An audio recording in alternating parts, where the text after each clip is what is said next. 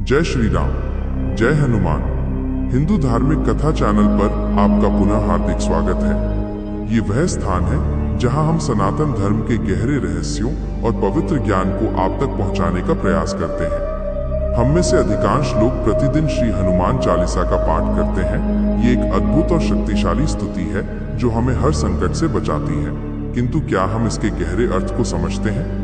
शब्दों के पीछे छिपे हुए उस ज्ञान को जानते हैं जो गोस्वामी तुलसीदास जी ने हमें प्रदान किया है। इसी उद्देश्य के साथ हम आज से एक नई श्रृंखला आरंभ कर रहे हैं जिसमें हम श्री हनुमान चालीसा के प्रत्येक दोहे और चौपाई का संपूर्ण अर्थ विस्तार से जानेंगे। यदि आपने अभी तक हमारे चैनल को सब्सक्राइब नहीं किया है तो कृपया तुरंत सब्सक्राइब करें और बेल आइकन दबाएं ताकि आप इस ज्ञानवर्धक श्रृंखला का कोई भी अंश चूक ना जाए। आज हम हनुमान चालीसा के मंगलाचरण यानी प्रथम दोहे के अर्थ को समझेंगे।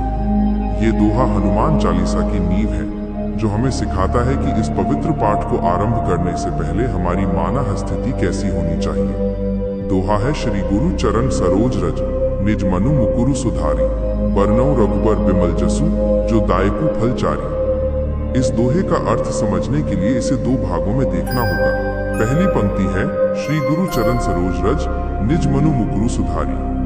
इसका अर्थ है मैं अपने श्री गुरु के कमल रूपी चरणों की धूल से अपने मन रूपी दर्पण को साफ करता हूँ। यहाँ हर शब्द का गहरा प्रतीक है। श्री गुरु का अर्थ है हमारे पूज्य गुरु। ये हमारे आध्यात्मिक गुरु हो सकते हैं, हमारे माता पिता हो सकते हैं, या स्वयं हनुमान जी भी हमारे गुरु हो सकते हैं जो हमें भक्ति का मार्ग दिखाते हैं। चरण सरोज यानी कमल जैसे चरण। गुरु के चरणों की तुलना कमल से इसलिए की गई है क्योंकि कमल कीचड़ में खिलकर भी पवित्र और निर्मल रहता है। उसी प्रकार गुरु संसार में रहकर भी माया से परे होते हैं। रज का अर्थ है धूल।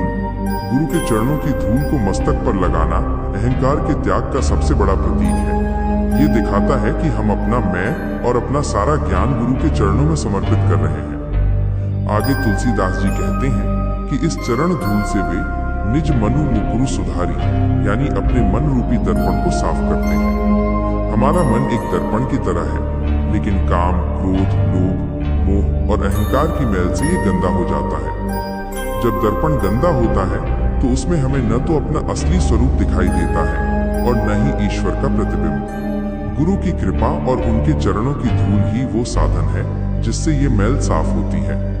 तो पहली पंक्ति का सार ये है कि किसी भी पवित्र कार्य, विशेषकर ईश्वर की स्तुति करने से पहले हमें अहंकार को त्याग कर गुरु की कृपा से अपने मन को शुद्ध और निर्मल करना चाहिए। अब दूसरी पंक्ति पर आते हैं बरनौ रघुबर बिमल जसु, जो दायकु फल चारी। इसका अर्थ है मन रूपी दर्पण को शुद्ध करके अब मैं श्री रघुवर यानी भगवान श्री राम के निर्मल यश का वर्णन करता हूँ जो चारों फल प्रदान करने वाला है। यहाँ बिमल जसु का अर्थ है ऐसा यश जिसमें कोई दाग या कलंक न हो, जो पूरी तरह से पवित्र हो।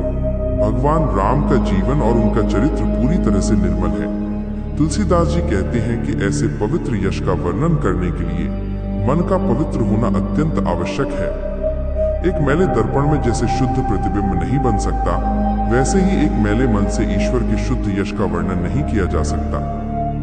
यह यश जो दायकु फल चारी है यानी चारों फल देने वाला है। हिंदू धर्म में जीवन के 4 पुरुषार्थ या फल बताए गए हैं: धर्म, कर्तव्य और सदाचार, अर्थ, धन और समृद्धि, काम, सांसारिक इच्छाओं की पूर्ति, और मोक्ष, जन्म मृत्यु के चक्र से मुक्ति। इसका अर्थ है कि जो भी व्यक्ति भगवान श्री राम के निर्मल यश का गुणगान करता है या सुनता है, उसे केवल मोक्ष ही नहीं बल्कि जीवन के लिए आवश्यक धर्म, अर्थ और काम की भी प्राप्ति होती है।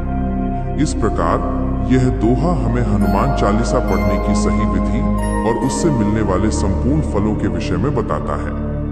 यह हमें सिखाता है कि भक्ति का मार्ग विनम्रता, गुरु की कृपा और मन की शुद्धता से ही आरंभ होता है और इसी मार्ग पर चलकर हम जीवन के सभी लक्ष्यों को प्राप्त कर सकते हैं।